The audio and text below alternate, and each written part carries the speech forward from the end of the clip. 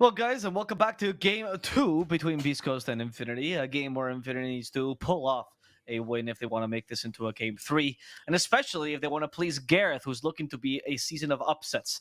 If Infinity does not win, they break this streak, and they will break Gareth's heart, and that is the worst thing you could do. So, guys, Winter, I'm going to start with you. What do you think they should do in the second draft to be able to beat BeastCoast? What are the techniques? What are the strategies? What are the heroes? Oh, I felt like they kind of had the heroes the last game, but they just didn't really execute them really well. Okay. That's a problem. That's hard to fix. I mean, it's like a basic fundamental thing about the team, how they're moving and what they're prioritizing in the game. I feel like they need to, like this kind of issues, you have to sit down as a team and talk a lot to fix them. Like playing a lot of scrims doesn't necessarily help fix those problems. It's the talking that helps more. And sometimes when Okay. you have issues like this, and you keep screaming without talking, without ironing things out, it actually makes the team a lot worse. Yeah, I know you know the value of talking, Kips. Is this how you used to tell teams as well? Yeah, and specifically here, like I think there's two different issues to fix here. Like one is that I think they know that they need to play faster, but they don't have any vision to work towards. They didn't leave any in the jungle when they went up the first time, and then it suddenly becomes very hard for any one of the three cores to say, "All right, fine, I'm just going in, follow me." But then the other part is then, yeah, who is going to say follow me? It's not just about who you prioritize, but also who you deprioritize. Who has to do the dirty work right now? And a lot of players after a match like this are going to say, well, but I played right. I waited for my Blink Dagger, but I played right. I waited for my BKB. And everybody is waiting for each other. Somebody has to bite the bullet, and nobody bit the bullet in this game.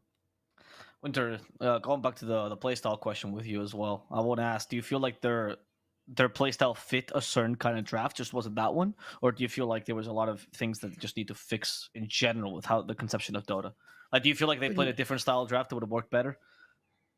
I'm not sure how much of the different style would change for this team. I feel like Okay. the fundamental part of the team is like going back to the basics, like having a clear direction of what they should be doing in a game. The vision is one thing, like what Kips mentioned, like when you have a vision, like usually the position 5 is the captain, usually not all the time, but he's the captain. He places the wards. Oh, the 3 is the captain. Yeah. I see. But usually when the 5 is the I'm just giving an example, when usually the 5 is the captain, he's placing the wards and then he's trying to lead the team towards using the vision around the area that he plays and trying to dominate that area. And when you watch the previous game, you don't really see like a common direction from the whole team. Like sometimes when you watch games, you kind of feel, wow, all 5 of them arrive to the same place at the same time, and there's already a ward placed there earlier. You don't get that you don't get that feeling from Infinity. So do you think that on that point that the captain being the 5 has to deal a lot with the idea of vision? That's an interesting point I never heard. You think there's a correlation there? I mean, it's definitely easier. I know certain teams that not every team have their position 5 as their captain nowadays. No, of course, yeah. But I personally like it more when the person that's placing the vision is leading. I mean, obviously you're not going to lead the whole game, but I think the first 15 20 minutes maybe until 20 minutes, usually the supports are going to have the most say during the game. You're going to talk the most, you're going to say stuff, you're going to call out things, but after that then usually the carry and the mid player tends to talk a lot more after that, and the offlaner. So I feel like it's easier if the position 5 he's placing the wards and he's directing the game at that point of time. That's very cool. It's interesting because even some teams that we talk to that where their offlaner or even their carry is captain, they do say that in the beginning it tends to be the supports that do most of the talking. So very interesting point. I like what you mentioned there. Let's look at the draft now though, because Infinity they try to do something different and they deviate from what they usually do. They first pick Papita's hero, though of course it's going to still be PP Mars. BP Mars. I did the Spanish accent the wrong word there. And they combine it with a Snapfire. Usually Papita excels on these kind of like big team fight heroes because once again he's the captain. He's the guy who decides when to fight. But we will see. We'll see what happens here. What do you think of this opener, Kips? Do you like it a little bit better than last time's? Yeah, definitely. You cover a lot more fronts here, and with the Mars, you definitely also have that, that big frontliner that we were missing so dearly in the previous game. So they've got that covered. They got a bunch of control here. They've got a bunch of damage with the teamfight combination, and the catch for the Void Spirit is lacking a little bit, but you can fix that with your next picks. And you're also not locked into two supports here either. And I am correct in saying, right, that this is not just an offlane Mars, this could also be mid, right? Yes, you can. Yeah, that's what I just Yes. mentioned. Yeah. Let's look at the other side, My Winter. bad. You were no, it's fine. I'm just pointing it out. You were puzzled with the Rubik Clockwork opener. Now Void Spirit Clockwork seems like a more normal opener. Still BeastCoast, but more normal, right? I think they value the clock very highly. Right They do. Now. Yeah, Do you know why? I'm not sure if it's just entirely because of the change to the battery assault. Maybe it's just sometimes the heroes have to do with the player. The support player really likes the hero, and maybe in the team I'm not sure if it's a flex pick or anything, but I think It is. probably it's just gonna be a support most of the time. But picks like this, when you see picks that are not the strongest heroes in a patch being, open in a draft, it usually means like the player really likes the hero. I'm glad that you mentioned this because you're totally right. Both the 4 and the 5 on BeastCoast play Clockwork pretty consistently. We've seen the 3 play it as well, so it's actually even that level of flex, though that's been a while since then. It's one of the few teams, in fact, one of the 2 teams, if you look at major statistics, Stockholm Major specifically, that actually played Clockwork as 4 still in this patch. So, on point, Winter, you're right. They do like the hero. Yeah, but it's not that, for me, I don't think it's that strong. Yeah, but they think it, right? Because they're comfortable. Yeah. You see it more often, right? Where just a patch is an excuse for players to play a hero again. Not like it's not good. It's just, hey, they touched it. It's better now. Yeah, that is true. That is what Schofield does. Schofield just in many interviews, Schofield just says I don't adapt to the patch adapts to me, which essentially means the coach tells him, hey, you should practice these heroes. He goes, no, I will play my own heroes, and that's what happens every single patch for BeastCoast. So fun times. Imagine being their coach. It's great. It's awesome. Very, very fun. Wouldn't you like that position, Kips?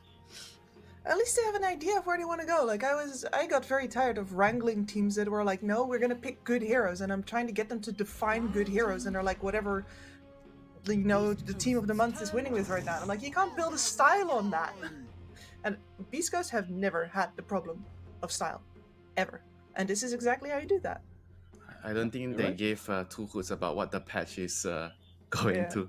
They just play usually they just play their own game, but because they're so good at utilizing the map, like every hero, if you look at most of their games, every hero is, in my opinion, at the right place during the game, taking the right kind of farm, because I think what differentiates the tier 1 team and the tier 2 teams are who's farming what area, what they're doing in the map, and how much resources they are extracting out of the map. And I think this is one of the strengths of BeastCoast. They always have the right people at the right places, and I think even the position 5, he's always really good at covering the carry. His carry likes to farm, like K1, he likes to farm really greedy, and to compensate that, like Stinger, he's always like just standing trying to break smoke. He knows that K1's gonna want to farm, so he's not gonna tell, hey, you shouldn't farm there, you're crossing the line, this is the line. But he, instead of doing that, he tries to just, oh, you're crossing the line, I'm gonna cross even further so that you don't die.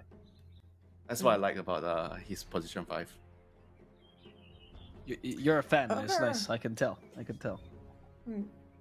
Sorry, I'm seeing this ogre here, and I've been warned that this might be a prelude to another possible gyrocopter pick. It could be, but this time as a carry, Kips. Imagine the excitement. My goodness. Is he gonna farm ancients? Oh, I wonder. No, fight, please. Aggressive gyrocopter, please. Invade enemy jungle, invade triangle.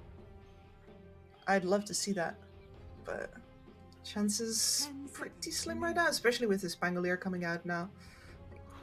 Why so, Kips? Explain what the Pangolier does. The Pangolier rolls, my friend, and he rolls all over you. It's so easy for a Pango to cross a distance, and you got the Void Spirit now as well. You've got so much damage behind that disable. These two have, actually I should say these 3 have so much reach, and none of them give that many hoots about the Mars standing in front of them. Like the Pangolier will just straight up ball them out of the way. I like that giving away hoots has become the expression of today's panel. I really appreciate it. As we Don't go blame over me. to the... It's not my I'm not fault. blaming you. As BeastCoast go to their fourth pick, it's going to be a Wind Ranger. Could perfectly be Wind Ranger for... In fact, the positions they played is 2, 4, and 5, so... This is one of the classic BeastCoast drafts where everything is being flexed, and then Stinger at the end has to juggle the picks and be like, all right, what goes where exactly? The only thing that's clear, though, is that they're missing a carry, and Infinity themselves will see if they want to pick up the Gyrocopter that you guys were talking about. Does not look like a very good Rough. Gyrocopter, though. Hopefully No. not. Yeah. Something else with a steroid. I mean, they could try Honestly, the Jug Lifestealer kind of route. I think those heroes are pretty good right now. With the changes to South and everything, and all the stronger heroes getting nerfed. But like I said in the previous game, I think CK is still good. Yeah, CK. It's funny that you say that exact same thing that Rudy said when we interviewed him after the Arkosh game. It's like, word for word, Salves got nerfed, BKB got nerfed, it's next Jugger time. Not in this game yet, though. Lumia just likes his CA, yeah? Just like how BeastCoast likes their Clockwork. Yes, but it seems like TA is a higher profile pick than the Clockwork.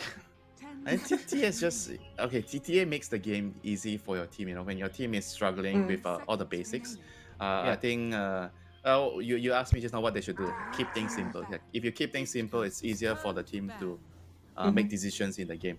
So this kind of makes sense. Makes a lot of sense. They have Mars, Snapfire, so team fight box tick. They have Ogre, buff tick. They have TA, they have tower damage, Roshan damage, everything. So tick. So all they need is another like initiator. Okay, that's the last box they need to tick. Good. Let's look at BeastCoast then first. What is the carry? What does the carry need to tick here? Armor, out carry TA. Armor. Yeah. Armor. Okay, great. Awesome. Awesome. Easy then. So, what are the thoughts, Kips, then? If it's armor, Terribly just got left away, so what other heroes could you pick up here?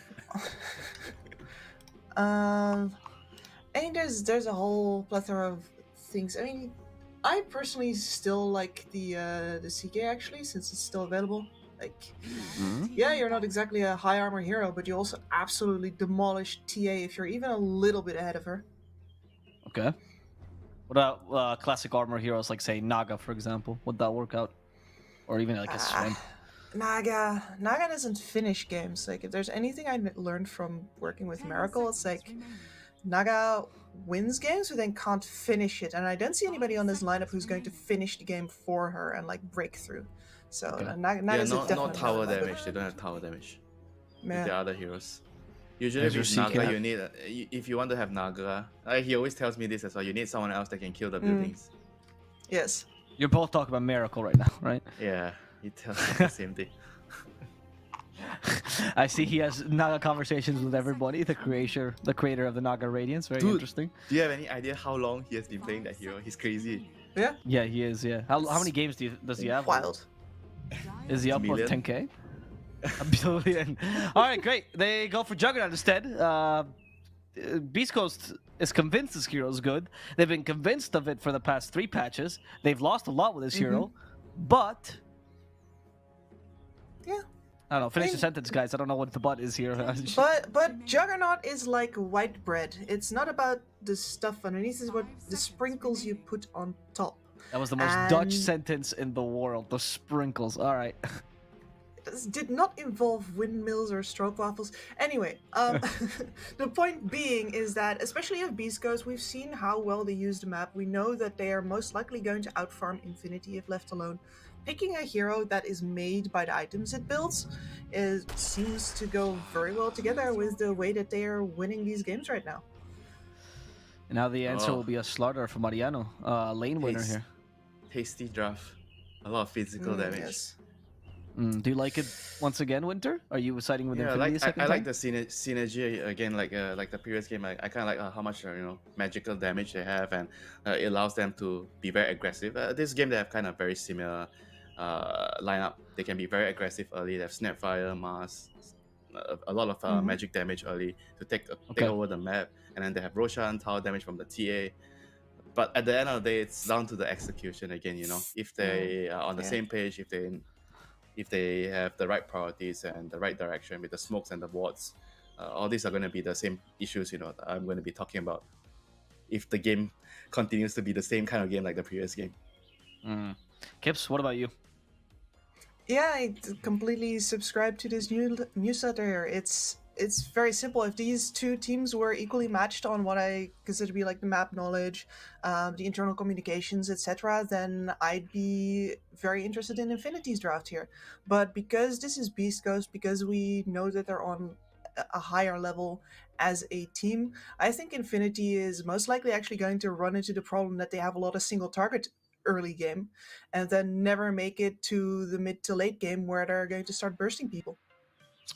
Okay, well, we're gonna have to see if BeastCoast manages to win this series 2-0, or if Infinity can show up and, as both Winter and Kips noted, execute it properly. We've noted they have burst damage, they have great minus armor as well. But will BeastCoast strategy of sprinkling their heroes around the map, much like Dutch people sprinkle hug and slag on their bread, will that be good enough to carry BeastCoast home? We're gonna have to see as we go over to our casters, Gareth and Gareth and Bowie. I thought it was just the Australians putting hundreds and thousands on top of their bread, but apparently the Dutch do it as well. Bowie, this... Yeah, it is delicious. Lots of sugar. Right, Bowie, this draft feels a little bit of a reversal from game one, where Infinity are much more standard. They've got lots of minus armor, lots of ways to get on top of people and find kills. But BeastCoast, I don't know, it's like a draft out of OG's books. Lots of ways to get in and out of fights and do little bits of damage here and there. They're going to start a fight already. Infinity... We'll get cracking. 5-man shoot. Yeah, I mean, the shield. No, it got cancelled out. He didn't get the buff off it. It got God's Rebuke out of the air and didn't actually land, so he doesn't get the shield crash buff and damage resist. That's so sad. That was gonna be what? Is it 14 per? Yeah, it's like 70% magic hero.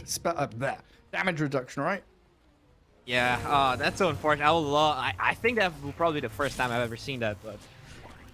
Yeah, we were talking about the drafts. I definitely agree. I do feel like if we were going to rate the drafts compared to game one, I actually think Infinity is in a better spot. Not only still have that TA with all the early power spike that he has, but you have a better matchup against Jug instead of Terrorblade this time. And you also have this Slaughter, so it's even easier for them to control Roche and get Roche for TA. So overall, I actually like their chances a little bit more. The only issue I see here is that it's going to be a much harder game for them to kill K1 than it was game one. Like, he actually fed first blood, I think, in game one.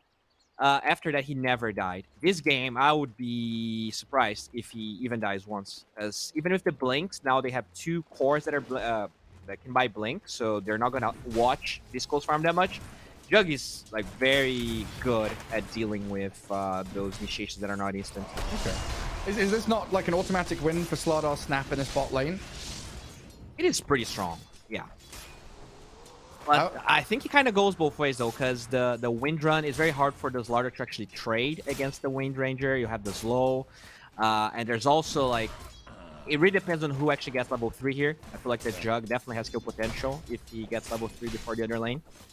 I always kind of had it hammered into my brain that Slardar against these melee heroes can dominate them quite easily, especially with a Snapfire behind them. But yeah, there's definitely roots. It's definitely a favorable lane for Infinity, but there's always workarounds in Dota. But you're right, like I would say it's like a 65-35 for Infinity. Ah yes, the Bowie numbers. The percentages come out. What about these other lanes then? Like Void Spirit against Mars, melee, farm trade, right? Yeah, I feel like Mars kind of crushes this lane. You can always just push the enemy mid away from the range creeps. Even when you have Void Spirit, it's kind of easy to get something nice. So I expect PP to do a little bit better this time compared to game one. Out top, it's kind of weird. It's one of those lanes where I think the Ogre can die and the Clockwork can die. It really depends on who goes on who. And all these lanes, you've got the Void Spirit disengage, you've got Pango disengage, you've like Assimilate, Swashbuckle, you've got Spin on the butt for the Jug. Every one of these cores on BeastCoast has some way to protect themselves from danger, one way or another. Yeah. Very hard to kill. The Healing Ward is going to look pretty good as well. You have some... it's not that easy. I guess they do have the Snapfire, but it's because it's a support Snapfire instead of the core that we saw in game one. I think it's going to be a little bit harder for Genic to just walk into the Healing Ward Kill it. Gojira being closed in on in that top lane. Yeah, Lumiere hit him with a Meld Strike, and Prada was trying to stop him from running back, but he's got a Windlace, reasonably speedy Clockwork. Trying to push that range creep away from the Ogre, but it still gets denied. I'm getting some good denies there on the cogs, but could die here. Toying with that death, isn't he? Oh, you wasted mana on me, wasted HP, time. I'm going to go back to Fountain, bring some items out for my Pango. As bottom lane, they get a Shackle Shot in for the Slardar. Took it across, hits the Jug with a bash. The spin will end. Mariano near death, and the Wind Ranger going to finish him off. Here comes the trade out. Slardar down, but K1 stuck around for far too long. Gets scatter blasted. Yeah, I'm surprised he came back. Like, that's 10 stick charges as well as a Fairy Fire on the Snapfire, so very unlikely they will ever get that kill. But sometimes you actually just want to die. He was very low in resources, didn't have Healing Ward ready. I'm not saying he died on purpose there, but he at least comes back with all of his items. And as you can see, like, even though Slardar is a good matchup versus Jugger, you can still kill the Slardar. You know, the slow on Windrun is super underrated.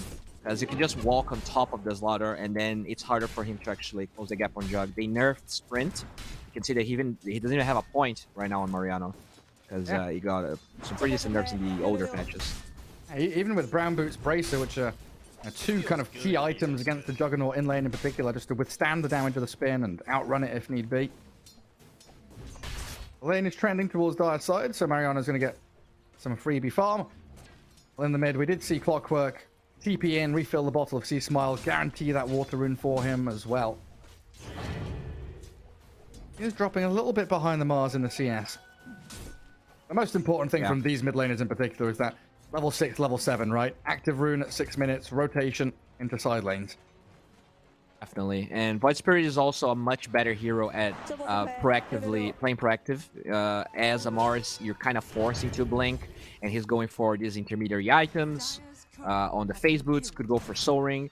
So there's definitely more potential, especially considering BeastCoast, for them to actually get a lot more done before this Mars is ready. He can only react, much harder for him to actually go on a lane, especially against Jug, right? Oh yeah, impossible to go Jug. Then it comes back to that point, right? What can Mars do against Spin, Swashbuckle, and Astral Step? Similarly, right? You have to look to pick off cores, and then even so, you're against Cogs, Hookshot, Windrun. Every hero on the Radiant team has some way of mitigating or escaping damage, which obviously, like I was saying before, OG have been using to great success for years now. Trapping Ogre inside the Cogs. Gojira allow him to set up for Whisper Swashbuckle. Lumiere doesn't have to refract, but definitely needs regen to be brought out to the TA.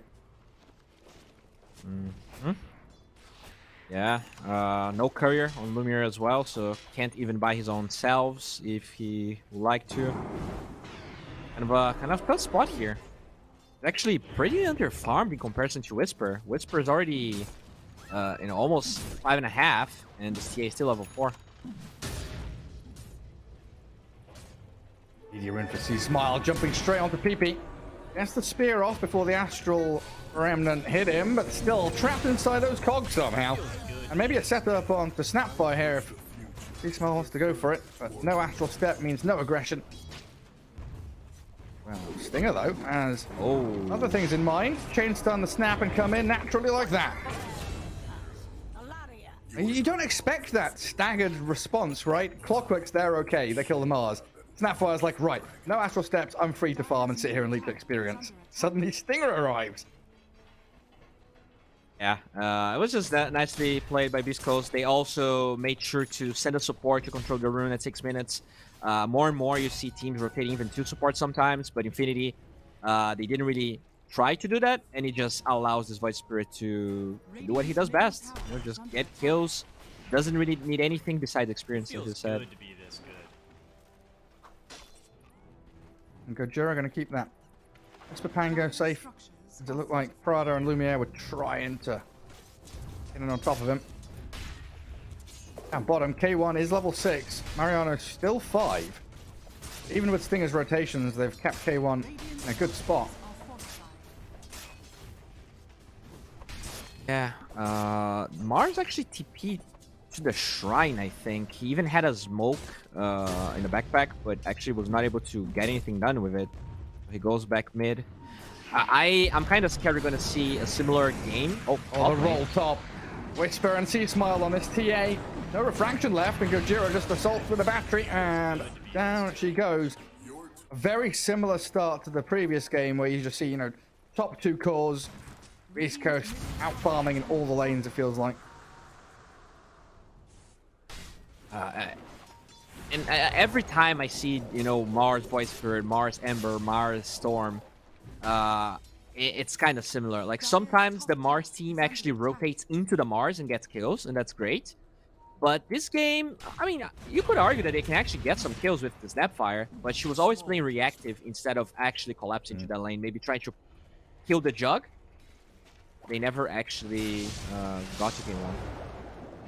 And she's always going to be waiting for that level 6 as well. Try and give her the mid lane. Those Mortimer's Kisses up and running, so you can use this Mars a little more effectively. Looks like PP kind of wanted to go and take that large camp stack. He might still come around for it, but I think Lumiere has his eyes set on it. Stinger has found a stack and helps K1 take it over in that dire triangle. That's a massive amount of gold influx and neutral items coming towards them. But maybe now an opening. K1 going to escape thanks to PP Shackle Shot. Mariano has the Corrosive Haze onto K1's Jug. I don't know, do you waste Omni Slash here? You can maybe buy a bit of time for the spin to come off cooldown and the stick as well, but that's not enough. They steal the stack but lose their carry. I mean, it's still pretty good. The amount of farm denied there was huge by King1. Oh, that was wishful thinking, I think. Again, how do you catch? How do you catch any of these heroes? PP had a rough one on Ember Spirit, and I think it's going to be a difficult match for him here now. Yeah. Still good that they actually managed to kill K1. The Slaughter actually benefited from that. But looks like he's actually going for Echo here instead of the Blink. I think he kind of realized that he's never going to have kill potential on Jug with the Blink, so he just wants to kind of tank up and just hit people. Chase and hit We'll them, see yeah. if that pays off. Yeah. Oh, fuck. Yeah, he's found the Mars. Quick spear back into the cogs. C-Smile was trying to close the gap, but sees the Snapfire instead. Does get the cookie onto that Mars back towards Clockwork, but Snapfire brought down by C-Smile. Even killing off the Courier, while Whisper's Rolling Thunder looking to arrive onto PP. What's he got? He's trying to get pushed onto the high ground, but well placed by Whisper to make sure that doesn't happen, and gets pushed back down to low ground. A bit of back and forth, but Gojira's there to clean up the mess. It feels good to be this good. Up, down, up, down. That was... He tried to play the... kind of like that bad angle, but it was really nicely played by Whisper. Definitely one of the best Bangalore players in South America. And like the rune control, dude, that's the second rune that C-Smile gets, and that's just a lot of other kills that he was able to acquire. I feel like that is something Infinity didn't do well in both games. They're just giving these heroes that can do a lot, all of the runes. And now he has 11-minute Witchblade. He's got the ability to jump Mariano, and Stinger do an awful lot of work there to set it up with this Shackle Shot and the damage from the Focus Fire. Stinger, unfortunately, Gojira, sorry, unfortunately doesn't land that hook shot. Saw the Snapfire in the shadows. Okay, so the bright side is they finally have Kisses. The Tome was fed to Genic. I would love to see Mars and Snapfire do something together. We do see PP actually camping this big jungle. I guess Whisper is probably the easiest kill that they have. He does have the Swashbuckle, but I think it's not enough range where even if he actually leaves the arena, the Kisses should get the kill on him. Just, you know, not the highest priority target, unfortunately. Oh, the cookie dodged, and now he's stuck. Rolling Thunder cancelled out by the spear. Well, that's as good as you're going to get from Infinity. It's always the case, as is Dota 2. What next? Lumiere farms jungle. When do they think about Roche Bowie? Because they've got so much minus armor. They do. Mariano also yet to really collapse to this mid lane. Might actually walk. He's on cooldown though. And Prada dying inside the cogs. Gojira and Stinger, the two supports, pairing up with C-Smile. Shackle Shot doesn't latch to anyone behind, but C-Smile's got enough damage to come in and help them out. Now PP He needs backup, and badly. Mariano's going to throw the Corrosive Haze in towards Gojira's Clockwork. Lumiere looking towards the target as well, but Stinger with his shackle shots just keeping them at bay time and time again. Well, Clockwork might even think about just denying himself to Ancients at this point. Can't get that done.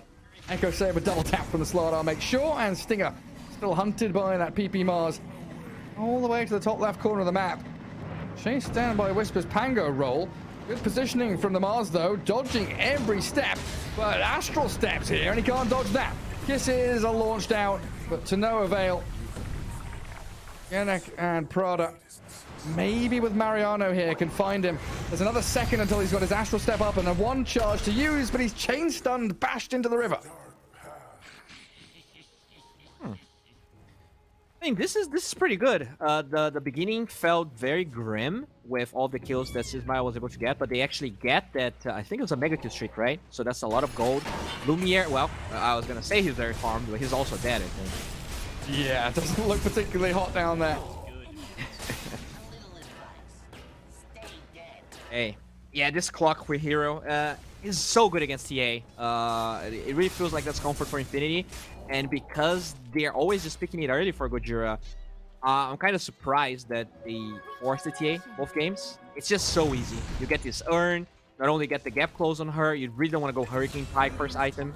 They also kill Ganek top. But yeah, I can still feel like a good timing for Infinity. What they need is just have the way to play proactive. This Blink Dagger is going to be a way for them to actually get the jump.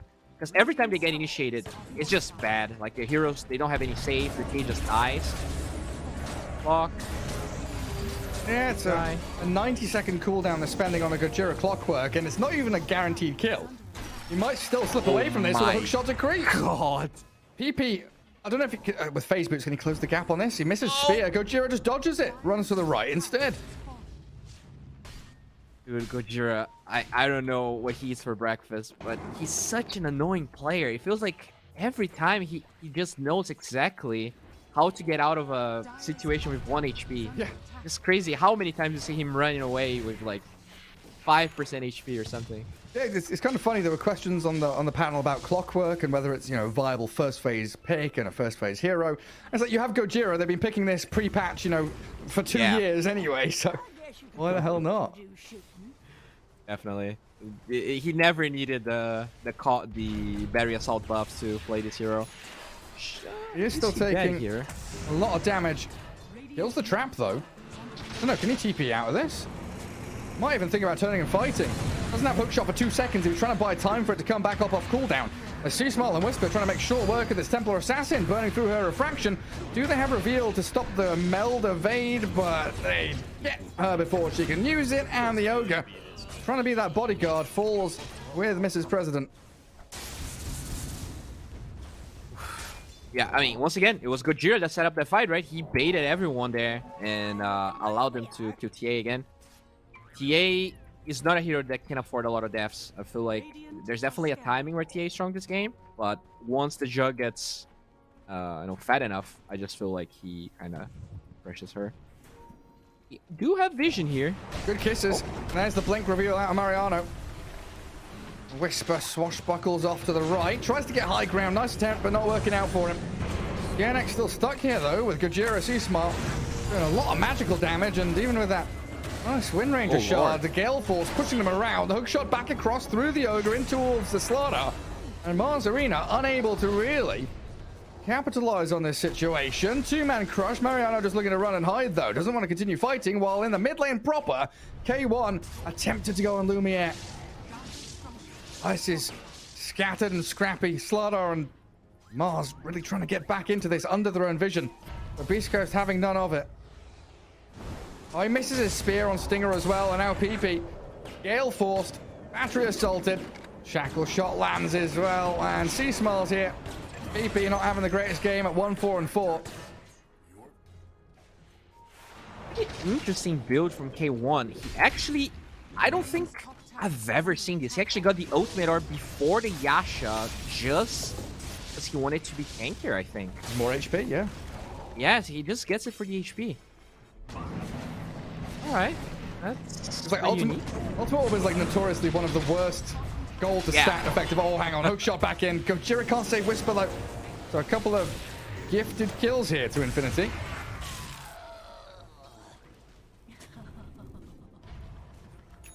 Yeah. The problem right now is that no tower is being taken, so they're being choked in farm, and they're also fighting bottom. If they do get a fight like this, closer to the mid lane or the top lane, I think they can just brute force Roche. Yeah. So once this tower is down, I would love to see them just playing towards the other side of the map, because it will allow Lumiere to get the Aegis. And like they actually look pretty good, even when they got the Aegis with a 7k gold disadvantage game 1. This time, it's a much lower disadvantage. Definitely some potential here for Infinity to showcase what they're made of. Yeah, it's just like you were saying though, this TA pick, the more I look at it, the less I like it. Focus Fire, Battery Assault, Witchblade, Jug Spin with Maelstrom, Swashbuckle with Diffusal Blade. Her Refraction is useless. You know, it's just burnt in a fraction of a second. Yeah, like it's useful if the Slaughter jumps in, TA jumps in. They have 3 blinks in their course this game. That's true. So if they can eliminate 1 or 2 targets early on, then it is much easier. We'll see, if BeastCoast is gonna give them the edge for that. They just actually walk Roche, all right, against Clock. I mean, they have roll and hookshot. This is crazy. There's the rocket flare, right on time. Infinity not getting the drop on BeastCoast anytime soon. They have good vision for Infinity. 2 of the cliff wards, so this definitely a debate. They actually lift the pit. They don't want to kill that courier. It's so juicy and tempting, but that gives away their positioning. And they could have had a great spot to jump BeastCoast, but now it's Stinger starting it with a Shackle Shot Gale Force. Strada's Ogre, and even PP's Mars. Gojira's kicked it off onto him. Half HP on the Mars, and Whisper looking for the roll. They've killed the Ogre in the back, so now they can all collapse onto PP. But good damage from the TA, just bursting through Whisper. Stands her ground and launches those Deso projectiles in, while K1 obviously slashes Genek, and C-Smile does pick up the Mars at long last. But the bash and the hit comes in with a minus armor. Sick damage from Infinity. Holding their own near the Roche pit, and 3 BC heroes down. It did take 2 buybacks though. Yeah, but this should be Roche, and it was a buyback on the Ogre, right? So Ogre, 2 supports. I don't think it matters. At the end of the day, this is really good for Infinity. I really like the way they played it. If they just forced Roche, that was a recipe for disaster. But they played it really well. They baited BeastCoast in, they had vision, and they just kind of lured them towards their ancient, so the buybacks are actually effective. The supports get in the fight as soon as they respawn. This is a much better showing for Infinity. Absolutely is, and soon we're going to have this Blink shard on Snapfire too. So what do we got? TA Blink, Mars Blink, Slardar Blink, Snap Blink. Where's Ogre's Blink? Come on, guys. Get it together. I'm pretty sure he's not gonna be in that party. Sometimes we see the. Go on. Do you like this though? I feel like often 2 or 3 blinks is kind of the threshold for investing into that kind of item. Yeah, I mean, I would agree actually. Sometimes that's why I actually like the Echo Saber Mariano went. I feel like when you have an offlaner and a mid hero and they both go blink early, I almost never see that team winning. So I like that they kind of went for this intermediary item on the Slaughter, just got the blink later. As the game develops and gold gets more, like you get more gold on everyone, I don't think it matters that much that you have so much, quote unquote, that gold. But early on, I think it's a big problem. So, it's like your percentage of team gold. Yes. It's all like whatever it is, 40% is in blink daggers, whereas it could be stats or whatever else. Damage. I totally agree. And it's not like, because there's this jug, because there's so many ways for them to dodge the Little Shredder, I don't think there was many other items again I could have went for. Maybe a 4-staff, I think. It's actually quite decent. But he does have the cookie, so it should be fine. Yeah, I guess it comes back to our conversation earlier about having so many disengage and escape mechanisms on Radiant. That if you have these blink daggers, you kind of maybe not negate, but definitely mitigate a lot of those slippery spells. Definitely. The TA also going for the late Hurricane Pike. I think that's great. Probably also why the Snapfire doesn't really need to go like for a force and goes Blink. That was close from Stinger. Nearly latched Prada to PP. And it's like Ghost Scepter for Prada? Oh yeah, it is. BeastCoast are playing into Aegis, and Infinity are the ones that are kind of scared. I want to see them like fight. Yeah, 5-man smoke. Use your blink daggers. Go play aggressively. Find a pick. That was 3 of BeastCoast forcing them out of the jungle just with a power shot and a shackle shot. Shoot! Oh, They'll find Stinger. Easy pickings. Or is it? is it though? Or is it? Missed the spear. What? I'll finish her off anyway. The TPs are coming and the Rolling Thunder crashing in. Whisper still has to be wary though of that TA and the physical damage that she brings. They'll focus down the Prada Ogre, sure. See Smile and K1 do have to contend with Lumiere and Mariano coming in and bursting down that Void Spirit though. K1's got to run. Turn tail and bail. Can't stick around here inside the arena. He'll only slash Mariano. Maybe jump across to Lumiere as Gojira has joined in the fray. Lumiere still able to stand their ground and fight though and finish off the clockwork. And look for K1 now with a Melt Strike from long range. Not enough damage there. They do catch her with a Remnant and spin to take the Aegis though. And BeastCoast with 1 buyback off a C Smile. They've demolished this team fight. They've destroyed Infinity. Everyone's gonna die. It's gonna be a 5-man wipe, a 6-man if you include the Aegis. 1 buyback, 2 buybacks, win the game for BeastCoast. Win the fight anyway. That was so good by BeastCoast. They, like, it felt like Jug was gonna Omni Slash and die, but the Clockwork actually goes in with Battery Assault and Ghost Scepter, so TA, it takes 5 seconds for TA to actually eliminate that threat. And just the stun from the Battery Assault allowed K1 to live through the whole fight. He finishes Skadi. Wow. It was just crazy, nicely played. Kind of the same concept from that fight we saw in Video Win, where they kind of lured the enemy team into their own outpost, and that allowed the buyback from BeastCoast to also be really powerful. So, yeah, I mean, I know I might have sounded like I was jumping the gun a bit saying BeastCoast winning the game, but so many times we've seen this kind of thing happen, right? They're playing into Aegis. TA with Aegis loses a fight. They get 5-man wipe. BeastCoast wins 1 team fight, and then suddenly the entire map is theirs. The game is controlled by them. yeah, TA is just a fragile hero. You cannot afford a lot of deaths, which unfortunately I feel like they already kind of went past the threshold here. But they still have next Roshan. That's probably like where the line is drawn. If they get the next Roshan, there's still hope for them. If BeastCoast gets next Roshan, I see no hope for Infinity. We'll see how they play the next minutes. I would like to see them getting control over this area again, getting a BKB on the TA. Even though the Hurricane Pike on TA is really powerful versus the Clock, I also felt like a BKB could have done a lot in that fight, just against the Clockwork Battery Assault. But she's going to have to deal with an Abyssal Blade on K1 soon. He's picked up the Vanguard already. And he's storming into this items. dire jungle. He's got Skadi, Manta, Maelstrom, the hook shot from Gojira. And it's there towards Mariana, who BKB's up, and they get the kisses onto the Clockwork. Finish him off while K1's still looking for a target. They've got PP isolated. That's the one they want to go for. Snapfire as well has also put herself in harm's way. Feels good to be this way. This brute force from BeastCoast is something to be feared. And they fought in their vision, right? There's a ward in the left cliff. You have a lot of K traps, and even still, BeastCoast just walked into them and destroyed Infinity. Another thing we didn't discuss too much game 1, I feel like PP is underperforming quite a bit, or Sismayo is owning. 1-7.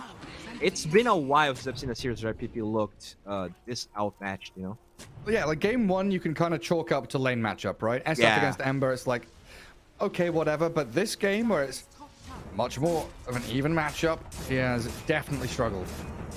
Maybe not in the actual lane itself, but the transition from lane into playing the mid game, playing team fights, PP has definitely felt a little lost. I agree. It's part of that is definitely the supports on BeastCoast just playing around their mid laner a lot more. I felt like Infinity put a lot of their resources in the side lanes, but those resources didn't really amount to anything. They didn't kill K1 in lane. Whisper just had a Bandio time, and out the tier 3 is falling. Yeah, that's right. They did bring Gojira, then Stinger into mid, right? They had that double-layered gank where they killed the Mars, then killed the Snapfire. Yeah, you're right. They controlled runes for C-Smile time and time again, giving this Void Spirit such a great start. As you said, tier 3 down, barracks falling. Infinity still have the tools to make a jump and mount a defense, and they are pinging in onto C-Smile, but he's the one that jumps them. He started off before they even can. Prada, so close to death. One rocket flare and I'm die. He definitely is die. And now Roche respawn timer. That's like the last dying breath of Infinity. We'll see. Do they even have a smoke right now? I guess they do have one on Snapfire. So I would like them not to use that many resources if I need to tier 2 right now, because you know, Ogre is dead. There's no rush. Still 2 minutes for Roche. I don't feel like this tier 2 tower is important. I'm surprised they're even mounting a defense here. Yeah, it's one of those awkward things where, like, traversing the map and going to push bot feels bad because you're walking through BeastCoast. Gojira putting himself here. You know, it's a freebie kill, but it allows Whisper to set up for a proper team fight, and Clockwork just buys back as they move straight in onto Mariano. Rolling Thunder. And the Swashbuckle clears up the Snapfire, and now Infinity trying to retreat, but it's Gojira's buyback with a hook shot. Catches Mariano. It's a decent arena to zone them out and keep them away, but jumping in, Whisper will help the Clockwork find another kill. Yeah, these guys are playing fearless. You know, it's obviously that's how they usually play every game, but you can clearly see that Infinity is feeling the pressure. And they're just not, like, when they could go aggressive, they're not really forcing the issue too much. And when they don't have to, they just get baited by BeastCoast. Yeah, but thinking about that previous move where they're trying to defend tier 2, I kind of think it's the best option. It's either what, you know, send a couple of heroes or you set up for a fight bot around tier 2, but then you're opposite side of the map to Roshan, which you need. So you can't then give BeastCoast free Roshan, so you can't push bottom. You kind of have to play into your triangle and hope BeastCoast come up there and fight into you. But the vision game, you look at the 20 sentries and 4 observer wards that BeastCoast have all around this map. There's pretty much no way for Infinity to see what's coming. Oh, good spear. Yeah, they catch the jug. They've blown him up. K1's down and out. Gojira gonna die back here. So 2 heroes dead for like a minute and a half, and Roshan just spawning. This is a base defense turning into a comeback. I was gonna say, an European team, knowing Roche was that close to spawning, would never go high ground. They would just wait for Roche. So, no buyback on this jug. Okay. As always, BeastCoast wants the game to be entertaining. Give them another chance. Give them this Aegis and Shard. Alright, who gets the shard? It's TA. The silence, very good versus Wind Ranger. And the Void Spirit too. They can catch C-Smile here. He is silenced, but Astral Step, thanks to that Eon Disc, gets back to his tier 2 tower. Still though, 5 alive for Infinity, and get out on this map. Oh right, there's still a tier 1 mid. I was thinking, hey, they'll go for tier 2, go and push into jungle. They've got to break the tier 1 through Glyph first. It was a tier 1 mid. Okay. Yeah, they just gotta be careful. Jug's about to spawn. Oh, this is danger zone, but a good spear arena. C-Smile can't assimilate. It was on cooldown. Another big pick here for Infinity, and Whisper is being burst down with a physical damage, but a disarm. They've got some way to stop that TA from shredding through them, while Whisper just destroying the Mars with a swashbuckle and a crash in. Prada dropping, and the TA caught in with an Omni/hook shot. Another burst through the TA's Aegis, and really no way to escape. She can't blink, maybe BKB, but with a basher on K1, you can't TP home. You have to stand your ground and die. I've seen that movie. It was all bait. with Aegis just dies to Jug again. I mean, I actually didn't even remember that Smile died back. That was a 100-second spawn timer, and I feel like Infinity got baited really hard by that. They're like, okay, we can definitely just get barracks, but Mars actually died in a pretty precarious position, and then they just 100 to 0 TA twice. They didn't really play around the TA. They separated the fight too much. I think that was the problem the whole game, actually. Yeah, she's having to... Oh, wow. Bye-bye, Mariano. Dies down bottom while the rest of the Radiant pushing into mid. K1 and Stinger here. So Mars BKB and a buyback blink from Mariano, but Stinger wind running. What can she do to escape? Nothing.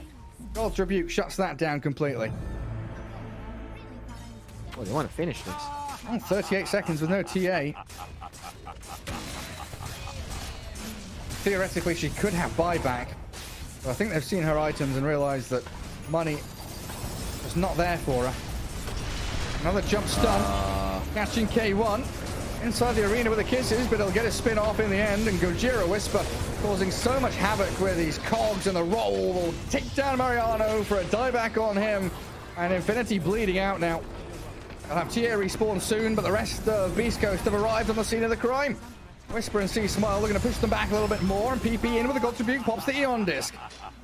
But it's all about the barracks. Focus on the buildings. Oh, nice scout. Nice blast. Genix in there. Cleared through C Small once more. The Ghost Scepter offering a little safety there with the Essence Ring 2. Snapfire still alive. As Halberd on Whisper and a blink away allows him to jump deeper, disarm the TA, kill the Snapfire, and K1 Stinger clearing everyone else up. Nothing left in the tank for Infinity. TA Mars against the world, and K1 is far too strong.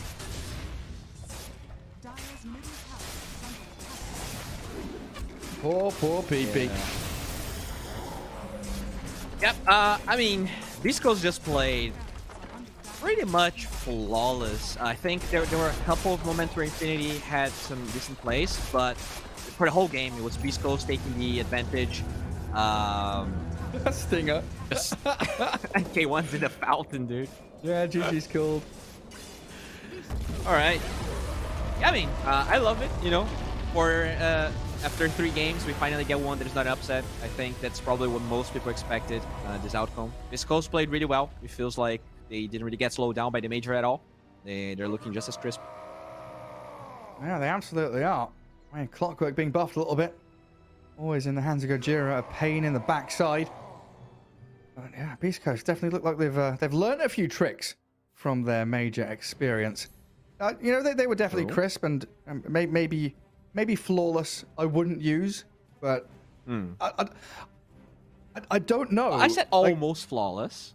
Okay. Yeah, I'm just thinking. I wouldn't use that word naturally, but like the more I consider like how this game panned out and the kind of the ebb and flow, right? It's like the back and forth of buyback usage. I think that is like a key for BeastCoast's victory here. You know, buying back on C Smile a number of times to just win a team fight single-handedly almost off of that buyback. Buying back on Gojira and Stinger as well to come back in with a couple of stuns. Just dragging these fights out and buying so much time, wasting enemy BKBs. It felt close to flawless. Yeah, I really like the way K1 itemized the whole game to actually be tanky, right? The ultimate orb, then he actually bought the 2 ultimate orbs for the Scotty. It was all about just being tanky, being able to spin healing ward, and then with the, I think he had the neutral sword item. What's the name? Paladin? Again? Yeah, the Paladin sword. He was lifestealing so much because he was attacking and he was lifestealing from the spin itself. Yeah. Just and his Mjolnir, very, right? Yeah. He played really well both games, the entirety of BeastCoast really. So I think Gojira is gonna be pretty happy. This I'm not sure the Clockwork buffs really did that much, but it's looking better than ever. There were a lot of times where BeastCoast would pick Clock, and I was very sketchy. It never really looked good. I think it's looking pretty good this time. Yeah, it kind of always looked all right, and that was mainly down to positioning of Gojira and his elusiveness, right? Slipping away from danger at every moment. But you know, thoughts on Infinity? You know, BeastCoast, we can probably talk until the cows come home, as we've watched them progress and grow. Infinity with a couple of roster changes. You think they've got room to grow? I think they do. I feel like PP, he used to feel like the rock of that team, and in at least in this series, there's definitely something to be desired. So I feel like if he can get back to form, there's definitely room for this team to grow a lot. I think Mariano is a great captain, and I think Lumiere is a good carry. So as long as the three cores are looking like tier 1, which I think they are, they should be able to do really well this DPC. But BeastCoast, they really crushed the major, so it's kind of hard to expect Infinity to kind of beat them. Yeah, I'm trying to think back in the early tours. We had PP against Mini, right? We had Incubus against Infinity non-stop as one of our favorite mid matchups. What was PP playing? Because Mini was like Invoker and Void Spirit. Was PP similar? I'm struggling. He loved Void Spirit. I think that was probably one of the heroes he played the most. I remember him playing a little bit of Monkey King too. Okay. He was always like the melee sort of player. I think he played a lot of Ember as well. But yeah, in the Ember game, he was against a Shadowfiend, right? So it's also kind of hard to expect that much out of him. Even though it's good versus the Clockwork, the lane matchup, he just got crushed so hard.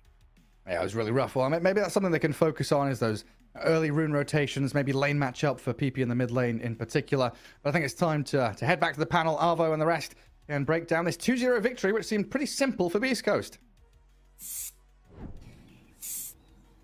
Yes, thank you, Gareth. 2-0 victory indeed, as some of my panelists predicted.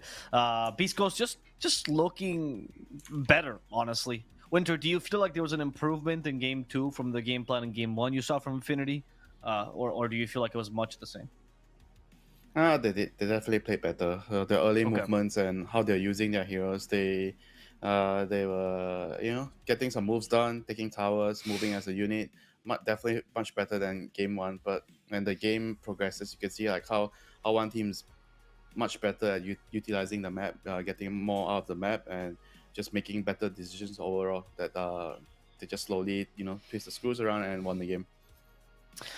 Kips, often when we talk about BeastCoast, we talk about their insane spellcasting, how they get away with murder just because of how good they are in team fights. Was this kind of the name of the game here? Because we saw some team fights that were, wild for them. Yeah, a little bit, but you gotta realize also that with the draft, they gave themselves the opportunity to do so. Infinity's draft is very much once you're in, you're in. They're very high commitment. So if they see a kill, they gotta either go for it or not go for it. It's a binary choice, and BeastCoast can decide to prod, poke, get some more information, step forward, step back, and of course, if you do that, if you're not as secure as a team in what exactly you want out of a fight or out of the game, then you can only end up confusing yourself. So in that regard, yeah, BeastCoast showed off here that not only do they have the skills to pull this fight off, but also the decision making behind it. And Infinity, you don't get to show off with this draft. Either you kill them or you don't. And in this case, you kill them and then they buy back and they kill you. Yeah. And with this is going to be the first game that ends in not an upset, which is what we're calling it now, because every other game has been an upset. BeastCoast managing to reign supreme over SA once again. And Infinity, unfortunately, with this loss, it is expected to them. So they still might not be facing relegation, but this is not looking as good as some of the other Division 2 or teams that come from Division 2. Last season, if you guys remember, Infinity barely avoided relegation. And to be honest, it was a big part due to Deka decided to screw over his team a little bit with Balrogs. Not showing up to half the games, getting sanctioned, etc., which made the team play a little bit worse than they should have. So this time around, Infinity, they need to get these wins, especially towards the mid part of the season, if they want to avoid relegation once again. For BeastCoast, though, the story is the same as always. They managed to get a win. It's the beginning of the season. Let's wait till they play against bottom of the table. That's the real enemy. That's where BeastCoast tend to lose.